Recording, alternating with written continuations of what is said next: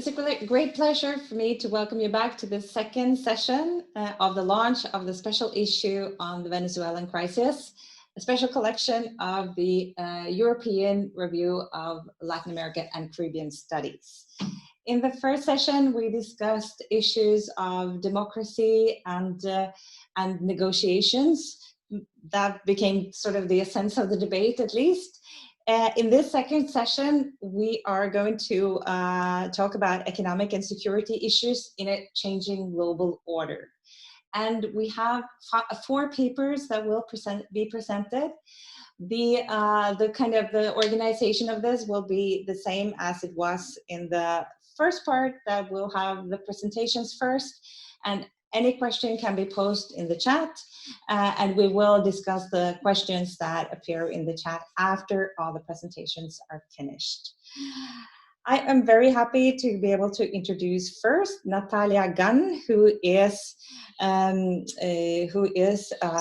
a bit confused because the light all of a sudden went off here, but I suppose there's a good explanation for that it's not power. Something with the power. She's a professor of theories of international relations at the Universidad Metropolitana and in Caracas, and she's also the coordinator of the Citizen Security project at Amnesty International in Venezuela. She will present her paper on the rule of law crisis, militarization of citizen security, and effects on human rights in Venezuela. Please, Natalia, you have 12 minutes. Okay, thank you. Thank you, Benedicte and Antulio, for the invitation, and thank you all for the space. So this, like you said, the special issue aims to analyze the political and economic processes that underpin Venezuela's crisis from a variety of perspectives, and I was asked specifically to address the intersection between human rights and citizen security. So when discussing a transition scenarios in Venezuela, violence and not exclusively political violence will be one of the big issues, one of the big structural issues that future authorities will need to address. Venezuela has the second highest homicide rate in the world, and as well as the highest rate of killings by state officials in the region. Just to put things into perspective, between 2015 and May 2019, nearly more than 50,000 people were killed by state officials in Venezuela. This, by different accounts, amount to more than 20% of total homicides in the country. So in this paper, I try to contribute to understanding this evolution through analyzing the militarization of citizen security, to analyze why this response, this militarized response that has led to the most lethal security forces in Latin America. So when we talk about citizen security issues and being violence a multi-causal problem, we have to address a variety of issues, a variety of problems integrally and consistently, such as youth prevention, and youth violence, gender violence, the penitentiary system, the criminal system, police management, and so forth. In the Venezuelan case, I have found that there are certain very structural factors that originate and perpetuate violence that deal with 3 things primarily: how security is conceived from the lowest authorities to the highest authorities, the relationship between militarization and the implementation of violent policies, and lastly, the rule of law crisis. In the sense, I found and I argue that the militarization of citizen security has provided the mechanisms to carry out policy to neutralize enemies. This militarization in practice has instrumentalized repressive policies, while the rule of law crisis has removed any limits to deter this process. So although the rule of law crisis and the militarization of citizen security do not necessarily have the same origin, the current lack of accountability given this deep institutional crisis means that there are no restraints on militarization. On this paper, I talk about 3 sets of factors. On one part, of course, police forces, then the military, and lastly, I also address the civilian organizations, the social organizations that have assumed de facto citizen security functions. I also use Peter Waldman's theoretical framework of the anomic state to explain this underlying conditions of the rule of law crisis. And I think it's also necessary to engage in a historical review in order to point out the main milestones of the excessive use of force by Venezuelan state. So Peter Waldman's was very useful to address the Venezuelan case.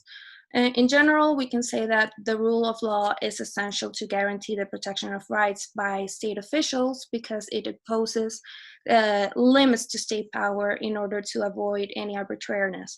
The contrary happens in Venezuela, and Waldman's theoretical framework is very useful to illustrate the situation. So Waldman's began his study after studying a Latin American dictatorship that destroyed their legal basis in order to rule without restraints through coercive actions. In general, an anomic state is where there is no transparent and nor consistent law system to guarantee a peaceful binding order.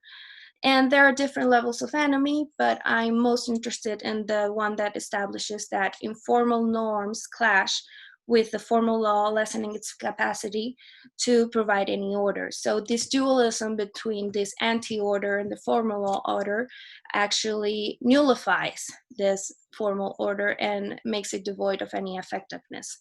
So there is a formal law order, but it's ineffective. In this sense here, and this is what is distinctive about Waldman's theoretical framework, is that enemy is created by state intervention. The state is the source of disorder, of insecurity, of confusion, through abuse of force, through corruption, human rights violations that are rarely sanctioned. Also, to understand the militarization of citizen security, I used the framework given by Florias Macias and Sarkin, and they define militarized law enforcement as the process through which government agencies tasked with providing public safety adopt the weapons, the organizational structure, and the training typical of the armed forces. So militarized law enforcement have several features, for example, a centralized and a hierarchical organizations. They also use and employ heavy weaponry and combat training, which is conducive to higher disruptive capacity, use of lethal force, and more human rights violations. And of course, this increases the distance between communities and security forces. There are different types of militarization, and Venezuela falls into the category of constabularized militaries, that are those that assume citizen security tasks such as crime prevention, crime contention, and the prison security while reporting to the Ministry of Defense. In Venezuela, we can see a generalized constabularization because armed forces, they permanently take security functions and they deploy them throughout the whole territory. So the specific milestones can be further consulted in the paper, but I would like to point out that this is a very structural problem that goes way back. Since its inception, Venezuelan police was created by the National Guard. So its structure, its training has been highly militarized from the get-go. Also, the National Guard assists in public order, which is important to note, and the armed forces also have assumed domestic responsibilities. There was an attempt to reverse this process, which was the failed reform police process that took place between 2006 and 2012, in which demilitarization was essential. However, this couldn't succeed because of the dominance and the influence of the military. In the sense, the military has lost any civilian control and has been highly politicized, as Francisco in his paper analyzes. He analyzes the role of the military in the forming of the liberal revolutionary coalition to consolidate power. And from 2013, 2014 onwards, given the many political crises that we have seen, the government has relied more and more on the military to consolidate its power. So all this politicization of the military has actually facilitated a policy to neutralize enemies. Although the Bolivarian political project initially tried to assume a preventive approach and consider that the alleviation of poverty could actually reduce violence, what we could see in the years that follow is that the contrary happened. The homicides kept increasing. So this preventive approach that was attempted during this reform process was not institutionalized by authorities in general, by the Ministry of Internal Affairs and by the police. For example, several ministers have declared that it's expectable for young people to die in police clashes and that these deaths shouldn't be included within homicide rates. And many researchers have also found that police forces have used or are inclined to use force not merely instrumentally, but also symbolically to reinforce punishment in a context of loss of state power, given the resistance to authority and given the inefficiency of the criminal system. Since 2013, punitive approaches have been intensified. Many researchers also say that the delinquent or the criminal was no longer considered a victim of the capitalist system, but also an enemy of the people and an enemy of the revolution. And what many international human rights organizations, many NGOs on the ground have seen is that reactive police operations that approach citizen security as a matter to eradicate an enemy have been preferred over preventive mechanisms. And the main victims here are young men from poorer populations.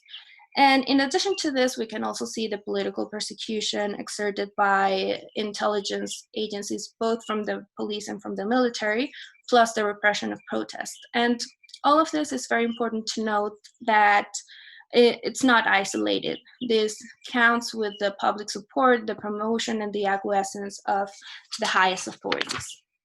So far I've talked about the military and security forces, but the militarization has also reached the civil sector.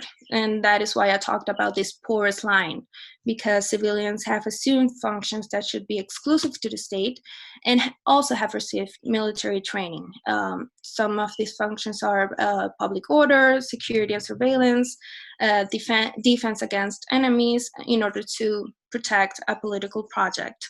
I talk about three organizations: the Bolivarian National Militia, the Bolivar Chavez units, the UBCs, and the armed pro-government groups. We have been able to see more clearly the scope of the armed pro-government group versus the militia and the Bolivar Chavez units.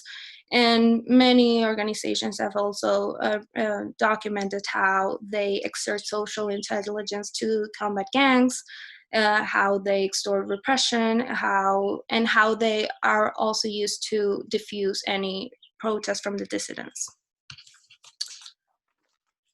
So joining this historical, or engaging this historical review with the rule of law crisis, the signs are very clear, right? We have impunity over 90%. There is no adequate reparation of victims. There is no trust in the justice system, given that there are no transparent, independent, and impartial investigations. And of course, impunity also goes for human rights violations. Another sign of the rule of law crisis is a lack of accountability measures within police forces. For example, there are no performance indicators to assess abusive behavior in the opacity regarding any operations, citizen security operations, and data. We also have the lack of independent powers that undermines the democratic control over the police and the military. which is clearly seen in the weakening of the National Assembly, which other papers have also referred to. The indefinite states of emergencies, for example, that have given preferential and discretional powers to the executive and to incorporate also armed civilians to control public order. So all of these conditions have prevented adequate policies to be implemented. They have also allowed the assignment of politically aligned military officials to security institutions. They have also conditioned the open allegiance by the military to the political project, the ideological military training, and of course, impunity. And if we want to talk about the anomic state in Venezuela, so just a final remark. So violence by officials can be explained by the inefficiency of the justice and the criminal system that has motivated a militarized response to violence, which, given the rule of law crisis and the impunity of human rights violations, has not found any limits. So, thank you. Okay. Thank you very much, Natalia. We move straight on to Tom Legler, who will present the paper A Story Within a Story, Venezuela's Crisis, Regional Actors, and Western Hemispheric Order Upheaval. Tom Legler is a research professor of international relations and former university research director at the Universidad Iberoamericana in Mexico City. Please, Tom.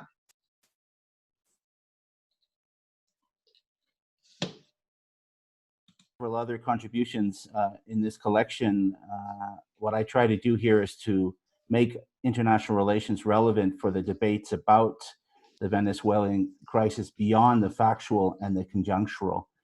And in this regard, I think my work, as well as the rest of the collection, really underscore an agency structure question. I think we have several pieces that really emphasize the interactions of specific actors or questions of process, and there are others like Leaf who emphasize some domestic structural considerations. And in the case of mine, here I want to talk about the regional and hemispheric parameters in which efforts have been made to try to promote some sort of peaceful negotiated solution and or to defend democracy in Venezuela. You may recall last year that there was an effort to invoke the Rio Treaty as one specific response to the impasse that occurred in these past couple of years, in particular following the re-inauguration of Maduro last January and the efforts of the Guaido interim government to lead to a regime transition. I'm not sure about the rest of you, but I found this particularly alarming that an anachronistic mechanism from the Cold War was invoked. But I think it's very symptomatic in speaking to the state of hemispheric and South American affairs that there would be this somewhat desperate effort to invoke such an instrument. I think what it underscores is very much that concrete hemispheric or regional circumstances are important to appreciate in terms of the efforts to defend democracy. And in particular, here in my piece, I speak about hemispheric and or regional or South American order. Very quickly, John Eikenberry defines an international order as a political formation in which settled rules and arrangements exist between states to guide their interactions.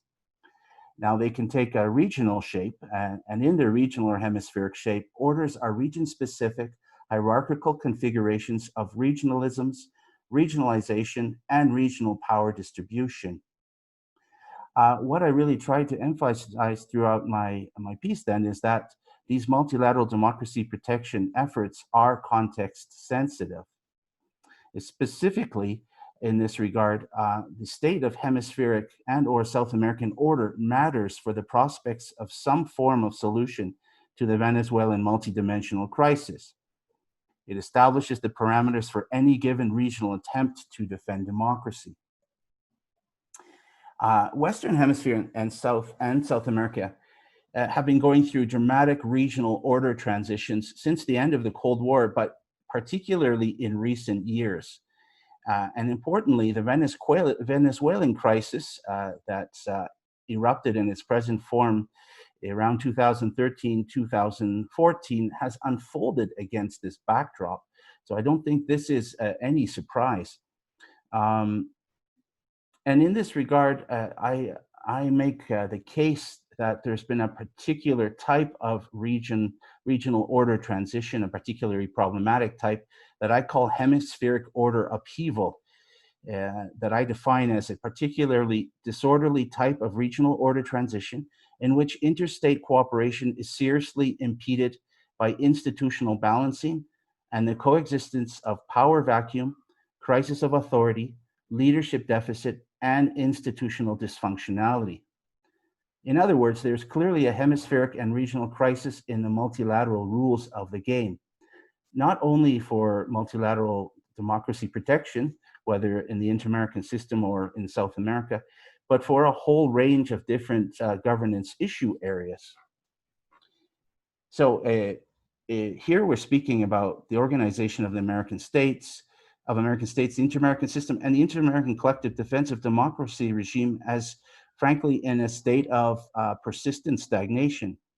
We observe that UNASUR no longer exists, an actor that attempted to carve out an important role back in 2014, 2015.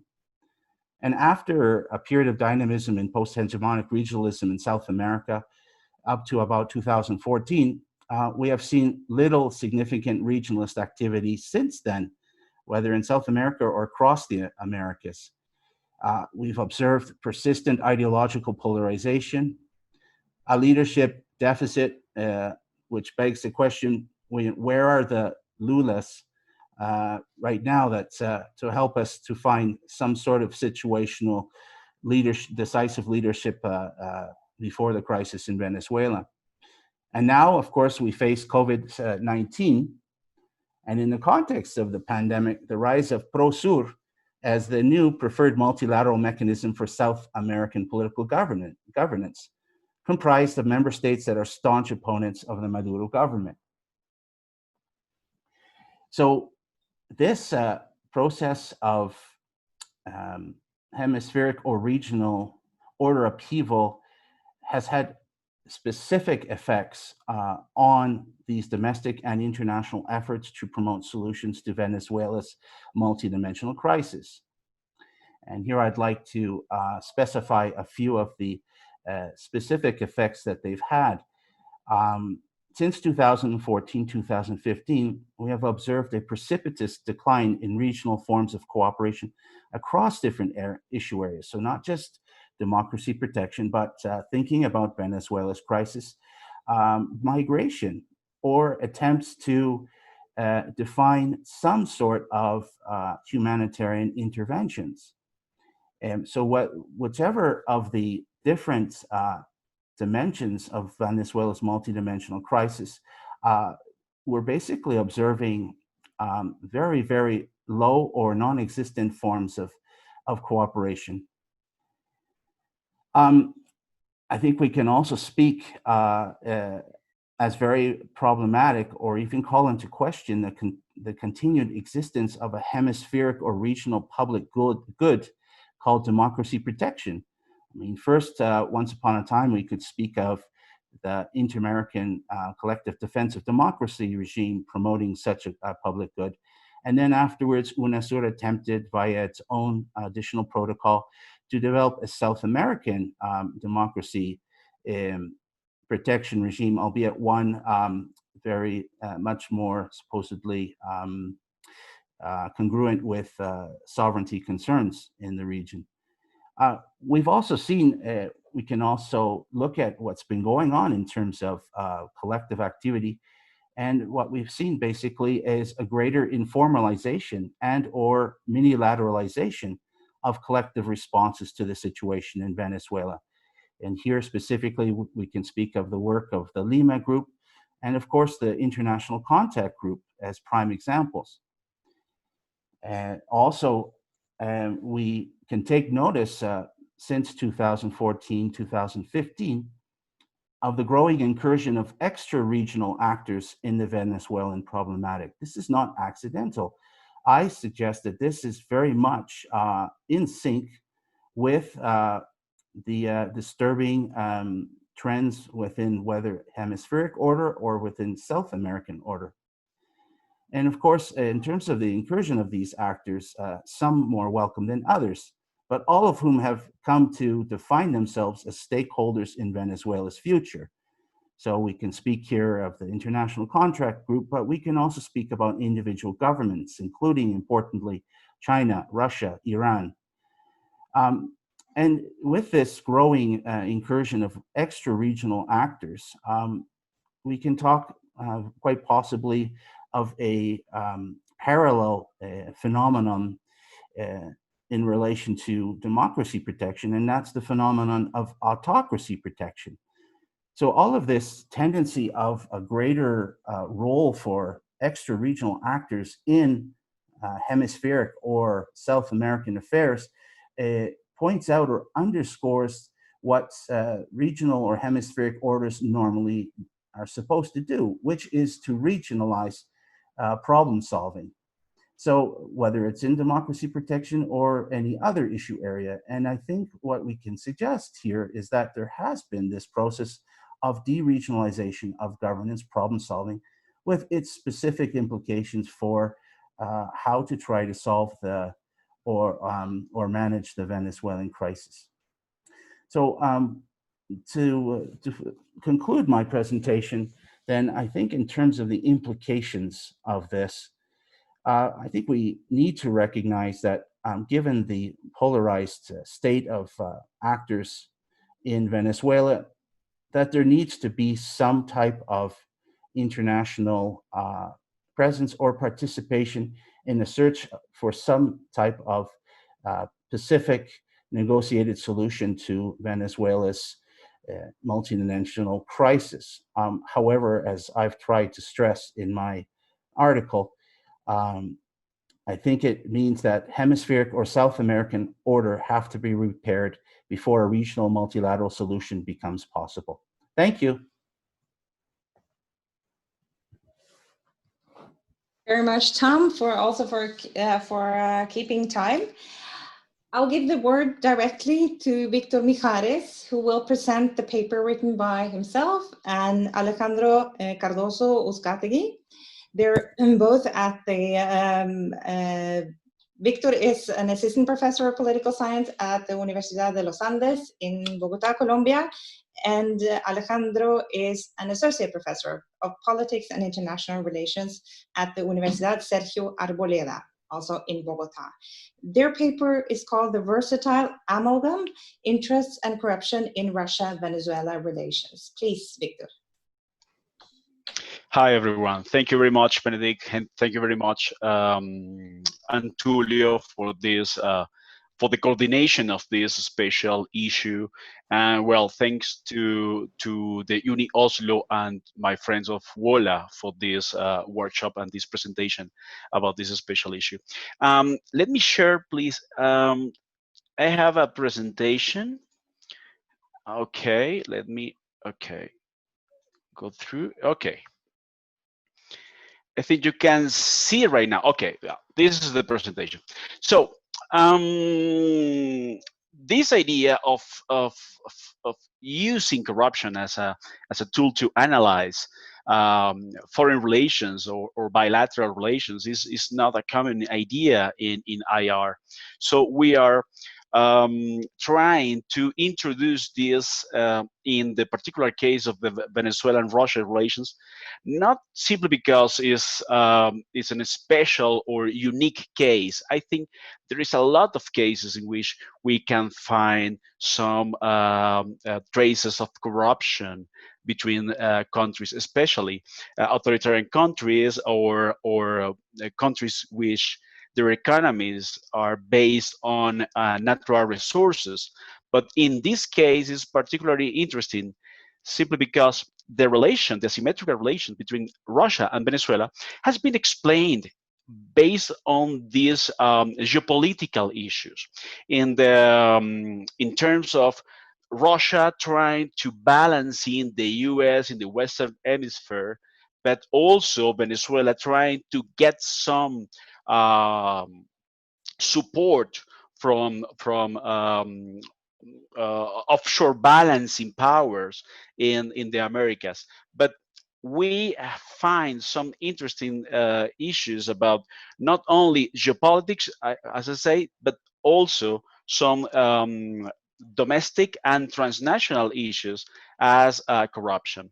So our main question was, well, considering the accumulated but dispersed volume of data on corruption in Russia-Venezuela special relationship, we ask ourselves, how does it operate, and how does it contribute to the alliance between the Kremlin and Miraflores? This is, I mean, we thought that maybe this is only a kind of epiphenomenal issue, but maybe there is something within the relation that makes corruption a very important issue. So we try to get and put all together, all this evidence together in order to have a map of the corruption, transnational corruptions between Russia and Venezuela. So we use Transparency International in order to have a definition of corruption, and they defines political corruption as the manipulation of policy, institution, and rules of procedure in the allocation of resources and financing by political decision makers who abuse their position to sustain their power, status, and wealth. In this case, we think that also there is an important, considering those interests, there is an important participation of corruption in putting together as an amalgam, putting together both government, considering that both governments has been defined as a mafia state, with a very close relations between their military apparatus and also the intelligence and counterintelligence services. What's the problem is to the corruption? Well, it's not an usual IR topic. I'm a IR guy, so I know that sometimes those kind of issues are not completely well introduced in IR studies, but also beyond IR, corruption is an obscure issue. It's very difficult to study corruption, considering that could be, of course, corruption is an obscure and opaque issue, but also may be a very dangerous issue to study. So our theoretical framework was a perspective from neoclassical realism. But why neoclassical realism in this analysis? Well, we think that the explanations, the geopolitical explanations about the relationship between Russia and Venezuela is still being the main issue in this relation. We think that we have this balance of interest and a baseline, a theoretical baseline based on offensive realism. What offensive realism say about the relation between powers? Well, they say that powers, great powers, will try to balance themselves and try to disrupt in the regions of each other. In this case, the rivalry between the United States and Russia may be a good explanation for the interests of Russia in Venezuela. But also, neoclassical realism allows us to have enough insight within the domestic issues of Venezuela to understand how not only the international relation but the transnational relation is taking part on this alliance between these asymmetrical and faraway countries. So we collect evidence on Russia Venezuela corruption, taking into account all this public evidence, especially in four issues, in four areas. Extractive industries is maybe the most important, and you can find something about this beyond oil in the paper of Benedicte and Antulio.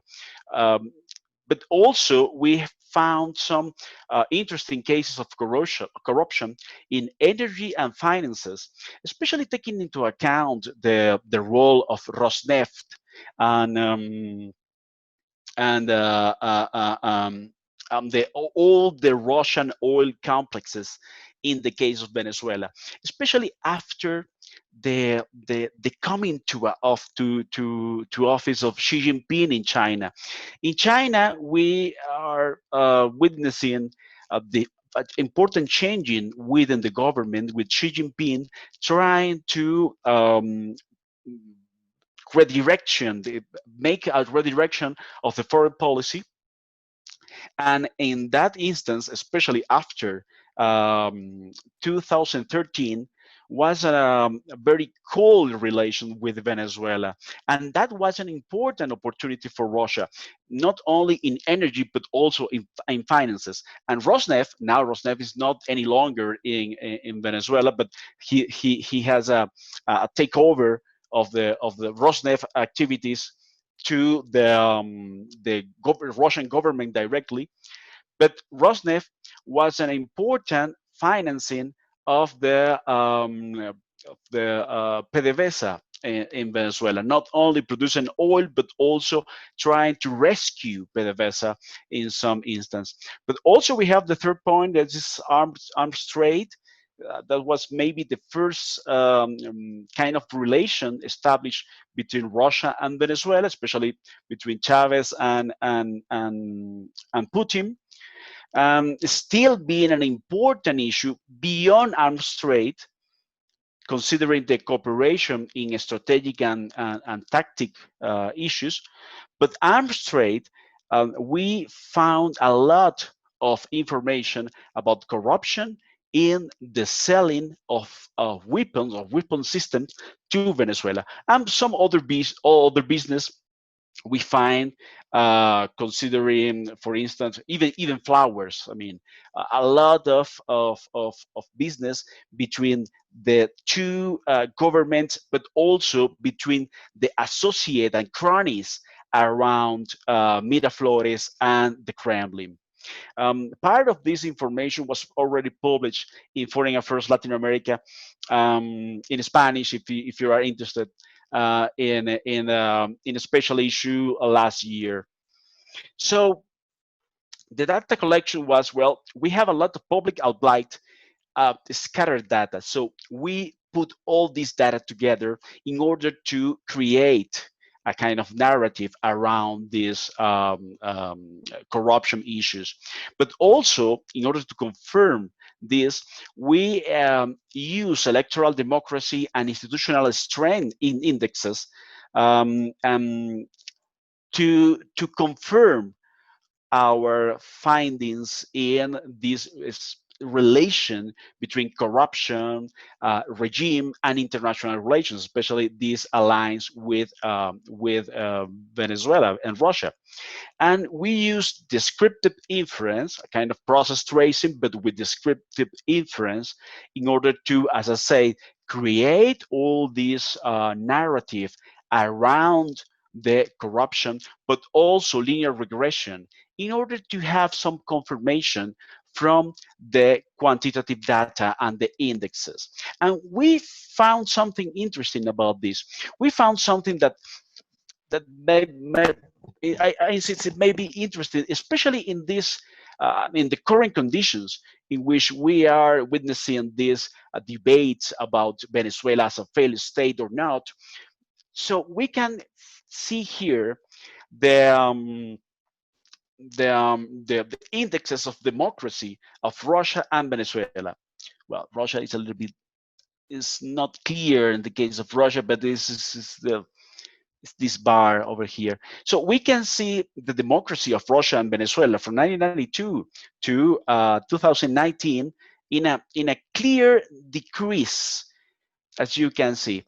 But also we use some indicators to have this transparent law with predictable enforcement. And we find something interesting. In the case of Russia, we can see some kind of stability. I mean, it's a regime that is becoming more and more authoritarian, but the institutional strength and the law enforcement still stand. And we can see here that here. But in the case of Venezuela, we see the opposite.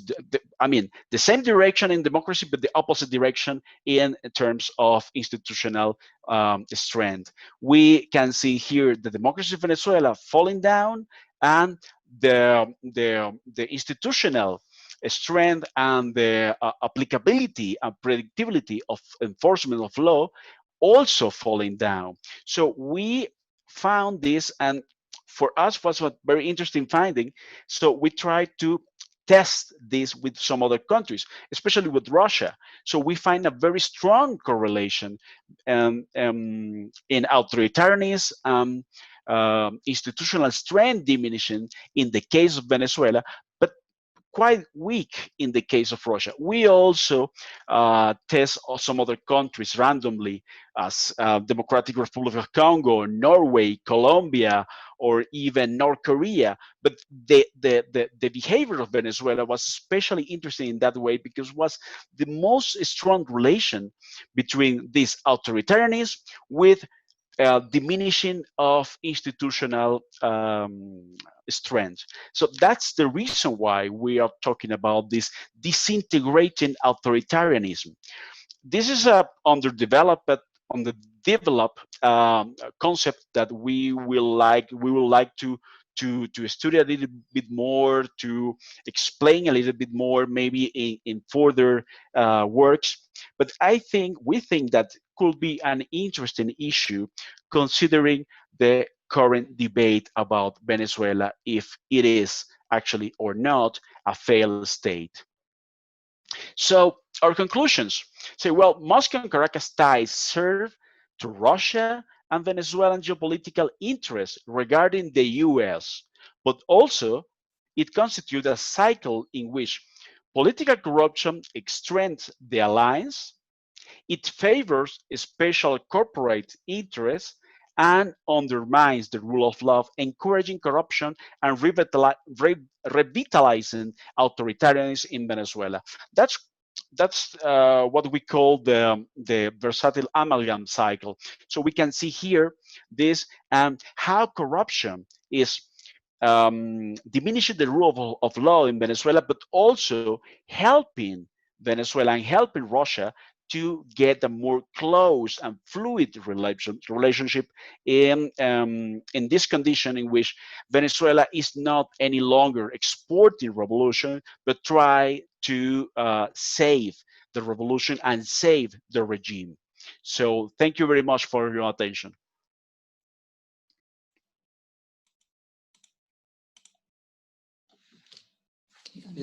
Am I unmuted? Yeah. Okay, thank you very much, Víctor and Alejandro. Now we're going to try the difficult task of keeping time on our own paper. Next up is the paper that Antulio and I have co-written. It's called Into the Shadows, Sanctions, Rentierism, and Economic Informalization in Venezuela. I didn't present Antulio when we started, so I'll do that now. He holds a PhD in global governance from the University of Waterloo and the Basila School of International Affairs in Canada, and he's currently a postdoc researcher here at the Center for Development and the Environment at the University of Oslo. Please, Antulio. Well, thank you so much, everyone. I'm really glad to be part of this panel, and of course, really happy that our product came out, and as we believe, it's such high quality, and it has engaged many other people as well, even virtually. So sanctions imposed on Venezuela by different foreign powers, the United States in particular, have generated a lot of different debates, and the debate is generally divided in two camps. On the one hand, some attribute the economic and social crisis of the past several years to the sanctions. Whereas others have stressed actually that the sanctions are individual in character and nature, and that they are aimed exclusively at affecting the Maduro regime. We try to shift this discussion into a different direction. And what we do is bring the case of Venezuela into the wider literature on sanctions, and we seek to explain the actual effects that they have had on different sectors of the Venezuelan economy. We work on the sector of hydrocarbons, particularly oil, and manufacture, agriculture, and what we call emerging sectors, focusing on the expansion of mining in the gold areas, but at the same time, cryptocurrency mining and other alternative sectors. So we put sanctions into a broader historical context and analyze the responses both of state actors and business actors to them. We, of course, recognize that it's very hard to disentangle the effects of sanctions from counter strategies employed by the state and by private actors. However, combined, sanctions and the responses to them have had multiple transformations in Venezuela's economy. And an economy that we have to stress was already deeply affected by adverse economic trends, most notably the decline in oil prices, but also most importantly by quite disastrous economic policies implemented by the Venezuelan government. So we have to stress that sanctions have not caused the crisis of the past recent years, but we argue that they have stimulated new dynamics of informalization and the deepening of the criminalization of the economy. And these elements, we say, undercut the possibilities of recovery of the Venezuelan economy, and of course, a return to democracy, which is theoretically the main objective of sanctions themselves. So some background and just a little bit of the literature. We define sanctions as the deliberate government-inspired withdrawal or the threat of withdrawal of trade or financial relations. And there's a common distinction in the literature between targeted sanctions and comprehensive sanctions. The targeted ones are those that are directed toward specific individuals or particular sectors.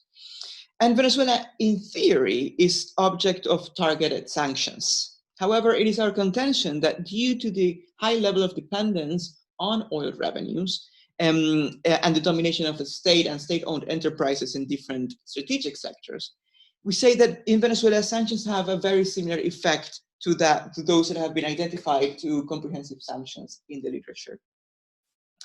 So I will not detail all the sanctions that have been imposed in Venezuela. You can see that for yourselves on the paper, but suffice it is to say that they began with George W. Bush administration focusing on arms and weapons sales and embargo. They continued and were strengthened by the Obama administration, but focusing mostly on individual sanctions, freezing of assets, travel bans, and visa revocations, and then ramped up by the administration of Donald Trump, wherein sanctions were escalated to financial sanctions, banning the issuing of bonds in US bond markets and renegotiating debts, but also oil trade and gold trade. Also, secondary sanctions and third-party sanctions have been attempted as of recent months. So what does the literature say?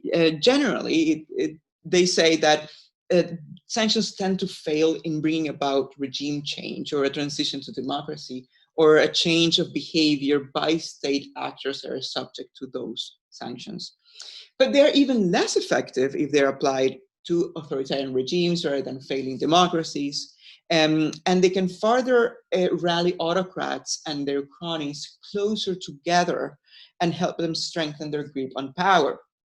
Sanctions tend to be even less effective if they are unilateral and comprehensive, and if they are applied in dissonance or in incoherence with other strategies, such as diplomatic attempts or negotiations. So what has been the effect on Venezuela?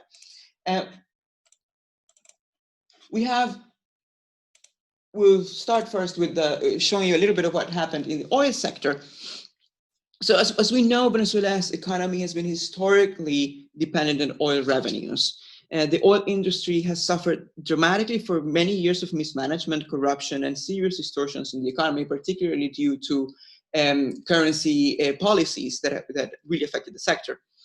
But once sanctions were imposed on PDVSA in 2017, its ability to renegotiate debt was a big blow. And it made it very difficult for the company to keep investors' confidence in the country. And when it actually needed more loans to keep production afloat. But in addition, at this very time, the Maduro administration waged a battle to control PDVSA and firing over 65 managers of the company and persecuting them, and even the former minister of oil and head of PDVSA, Rafael Ramirez. And this time, in contrast to what happened in the earlier years of Chavez, the firing of these managers and top officials were accompanied also by low-skilled workers' absenteeism and people that stopped working and migrated because of declining wages and increasing inflation that made no sense for them to go to work. So these measures and the sanctions led to the first drastic drop in the oil output of 2017 of around 1 million barrels per day. And then in 2019, the struggle for legitimacy between the National Assembly and Maduro provoked the imposition of new oil trade sanctions that kind of restricted Venezuelan market in the US. So it's 600,000 barrels knocked off the market, and then production declined even farther to the levels we see now. Sorry, it was 400,000 of the market, of the US market. So just to link with Víctor and Alejandro, PDVSA then used the help of Russia to sell its oil abroad, but it has done so at a large discount, and that has hampered the capacity of the Venezuelan state to get some cash flow. So in terms of agriculture has been very much, especially hardly hit after more than a decade of arbitrary regulations and policies of expropriation that led to declining output. But this was mitigated by massive imports that were coming due to the windfall of petrodollars. And we can see this in this graph that we have now, where imports really skyrocketed and kind of could balance out the declining outputs from the domestic agricultural sector. But then the arbitrary use of currency controls affected agricultural inputs, leaving producers that were out of favor with the government, basically with no access to fertilizers and other supplies. And in 2019, the government's attempt at reducing inflation by restricting monetary emission of the monetary base really basically ended the capacity for the sector to acquire credits, and then it kind of ended up decimating it. But sanctions have also affected the agri-food industry by pushing it into military control. That's the strategy that the government has used to weather this storm. So it has given more power and ceded control to the military of the distribution chains of food through the CLAP mechanism, the Comités Locales de Abastecimiento y Producción, as a mitigating policy to the economic crisis, but also as a policy of social control and political control. So the lack of cash, informal dollarization, and the economic crisis has made the food distribution a very lucrative business, in addition to a form of political control. So there are, in terms of manufacturing, there are four important ways in which sanctions have affected it. They've led to difficulties in accessing credit from abroad, and this has been very important in the reports by the industrial sector. But it also led them to a reduction in access to raw materials, particularly compounded by the crisis in the agricultural sector. Third, as the government experienced the decline in income from the oil sector, tax pressures increased on the manufacturing sector and on commerce. And in 2019, the government then demanded weekly tax payments to make up for the lost income that it was having from the other most important sector. So in order to access credit, many in the manufacturing sector tried to triangulate transferring payments in euros and rubles, also using cryptocurrency. So they kind of push themselves out into informal dynamics and mechanisms. Some of them closed down their operations or went into informal practices like working online, etc. But at the same time, one of the important things that we noted in the paper is that many business owners decided to then change the mechanism in which they account for their profits. And so they said, for example, that in the period of Cadivi, there was what was called overbilling or sobrefacturación, both around 20% by private companies in order to attract dollars distributed by the government. But now it is the other way around. They argue we underbill our customers as we try to evade taxes. So informalization has become really the the day-to-day. And lastly, we'll talk about very briefly what we call emerging sectors. So and I will really focus here on mining. So as the oil industry was facing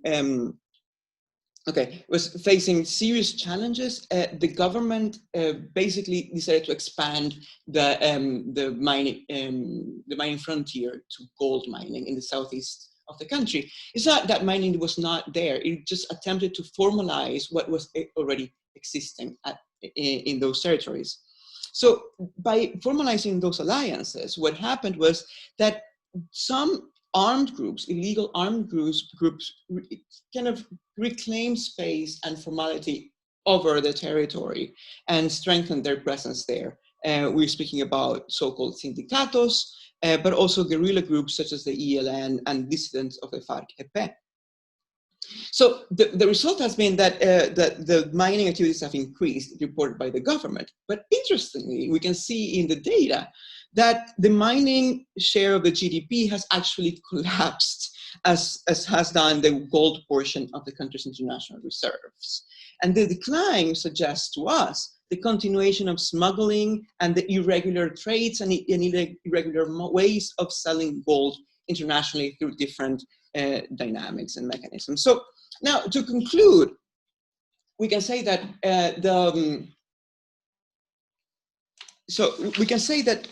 the Venezuelan case basically confirms many of the warnings that the literature on sanctions have raised. So, but one of the lessons that I think, in order to respond to some of the questions that I've seen before already, is that sanctions that when they're isolated from, or when they're even contradicting other strategies such as multilateral diplomacy or negotiations, they can really backfire, and they can really end up being used marvelously well by autocrats to rally around their hardcore constituents and keep a hold on power. But also what we highlight mostly is the criminalization and informality is a mechanism to transfer control to certain constituents, particularly the military, but also paramilitary groups, that allow them an interdependence between these groups and the government. And then, of course, perpetrating a cycle of authoritarianism, but also making it very difficult, raising kind of the costs of deflecting and the costs of entering into a negotiated pact, and therefore tightening the grip on power. I will leave it at that and then look forward to the kind of questions.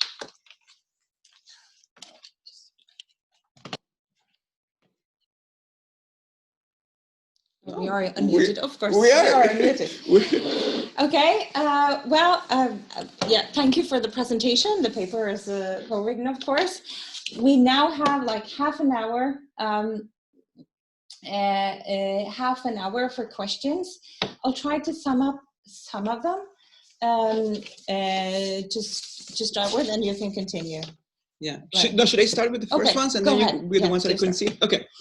So we have questions. One question that is directed mainly to Natalia is about what can you say about the crimes from the so-called right-wing opposition in Venezuela, and how that can undermine also human rights in the country, and how the U.S. and the opposition has impacted the failed mediation efforts. That's, I think, more directed to the rest of us.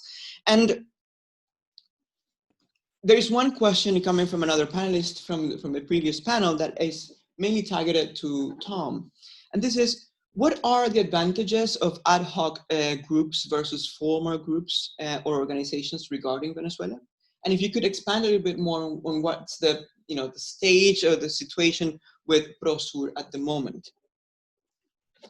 Should we start with that? Go ahead. Natalia? Okay, great. So, well, my paper is, well, it has the term citizen security in its title, and it's important to remember what the concept of citizen security is. Citizen security refers to the protection given by the state to the people and to their properties from violent crimes or menaces of violent crimes. So my main interest and my focus was on human rights violations. Human rights violations are committed by state officials merely. So I didn't look into other types of violence from right wing or opposition or whatever, but in the case that this violence happens, for example, in the context of protests, security forces have manuals, have procedures in order to address this violence. There are several procedures that they need to follow, and we can see the same, for example, right now in the protests in the United States. We have violent protesters or looters or whatever, and we have pacific protesters, and pacific protesters need to be protected at all times. So my focus here is in the protection of rights by state officials, and it is very necessary to look into that.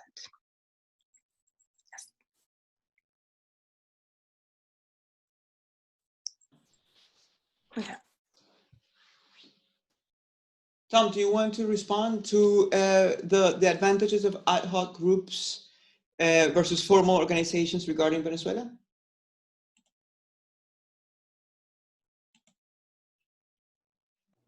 Yeah. Thank you, Jeff. Both, I think, excellent and relevant questions. I think with the ad hoc groups, it's a case of double-edged sword. Certainly looking at the overall pattern of international efforts to try to find some sort of mediated or negotiated solution to the Venezuelan crisis, we already see before these groups started forming the challenge of trying to find a credible facilitator or mediator that could be accepted by both sides. That goes, we can go back to 2014, 15, when UNASUR first tried to regionalize the response to the crisis, and after we see the rise of the three ex-presidents and their diplomacy, the role of the Vatican. So these ad hoc groups potentially have that ability to reach out and find someone, or fast forward to Norway, that are actors that have garnered lots of have an international reputation for impartiality or fairness or whatever, and that's certainly something that's very useful. On the other hand, of course, we need to think about they separate themselves often as well because of their frustrations with the existing status quo. So the Lima group separated from the OAS precisely because of the gridlock that took place in the OAS. And so they could do things that they were not, were somewhat restricted from doing as courses of action or intervention because of that gridlock. So we shouldn't make any assumptions about the noble or not so noble purposes of these different ad hoc groups. By separating themselves as well, they do not necessarily count then on the legitimacy that may come from anchoring their actions, for example, in the Inter-American Democratic Charter, or the additional protocol in its moment of UNASUR, so forth. And the strength in numbers issue about counting on the combined membership of a regional organization to support their actions. So it seems to me there's a potential gain in flexibility and a potential loss in terms of numbers, and applying the legitimacy leverage, if you will, on to pressure the sides in the conflict to sit at the table and take the table seriously. On Prosur, it's a very good question. I quite honestly had thought, previous to COVID-19, that Prosur was something that we didn't need to take very seriously.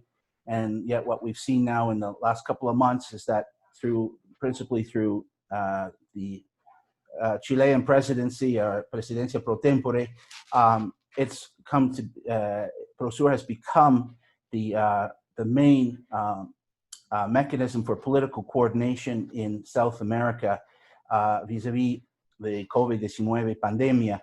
And so I guess there's a question is, will that continue beyond the pandemia, or is it just, it was just a useful pragmatic tool in this context?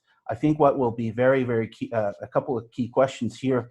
Who is going to replace Chile as the Presidencia pro tempore? Maybe Víctor knows something about that. It's not clear to me who's the next Presidente pro tempore, but also the relationship between Prosur and the Lima Group, because the Lima Group has had some interesting movement lately as well. Uruguay joined the Lima Group. And if I'm not mistaken, at least this was a point several months ago, Argentina has not withdrawn its membership from the Lima Group. So there's definitely a continuing narrative here with these ad hoc groups, and we shall see what happens with Prosur. Thank you. Perhaps you can just take a few seconds for an updated 2 questions. On first, what's the role of the Venezuelan role in the Grupo de Rio and now Grupo de Puebla, and perhaps also on thinking about the potential current or potential UN system initiatives. I mean, is there any kind of options or possibilities stemming out of the UN in terms of negotiating and transformation of the Venezuelan discussion there? If you have any comments on that, just really briefly. Oh, thank you very much. Very, very interesting questions. First of all, the Grupo de Rio ceased to exist when CELAC was created in 2010. It was folded into CELAC. I think it's one of the tragic losses in the region, a mechanism that had provided a space for the heads of state of Latin American and Caribbean countries to meet to address different types of crisis across the region without Canadian or US participation or intervention. That was folded into CELAC. CELAC has been in a serious crisis in the last couple of years, but we've seen now since January an effort by Mexico, who now is the Presidente pro tempore de CELAC, to try to resuscitate CELAC immediately as a mechanism to address the COVID-19 crisis. But in Mexico, the López Obrador government is quite clear that it has no interest in getting embroiled in the Venezuelan crisis. What it wants to try to do with CELAC is steer clear of those thorny issues that that would sow even more division in the region. The stark reality, however, is that we see a clear cleavage here, hemispherically or regionally, that the Mexican effort to try to rekindle CELAC has been ignored by many of the South American countries who form Prosur. Also importantly, Brazil withdrew from CELAC in January of this year, sending a very clear ideological signal that it does not want to have anything to do with or sit in the same forum as governments of the left. So we have a CELAC Prosur split right now. I don't see very much possibility for CELAC to assume any significant role in relation to the Venezuelan crisis. The Grupo de Puebla, an interesting point there. I think Grupo de Puebla, its membership would clearly be in support of CELAC. and even possibly CELAC as a mechanism for trying to address the Venezuelan crisis. There's a little historical footnote there, which is interesting. In 2017, the Maduro government, while it was still a member of the OAS, attempted to use CELAC as an alternative forum for addressing the Venezuelan crisis. In other words, to try to shut out the OAS in favor of CELAC. There was a significant response by a number of the governments that subsequently formed the Lima group. They did not show up at the next CELAC summit. So it's quite clear there are a number of countries who are critical of the Maduro government that don't want to have anything to do with CELAC. And the López Obrador government is not interested in using CELAC vis-a-vis the Venezuelan crisis. Thank you. Much. There are a couple of questions to Víctor and Alejandro on the relationship to Russia and the importance of Rosneft now not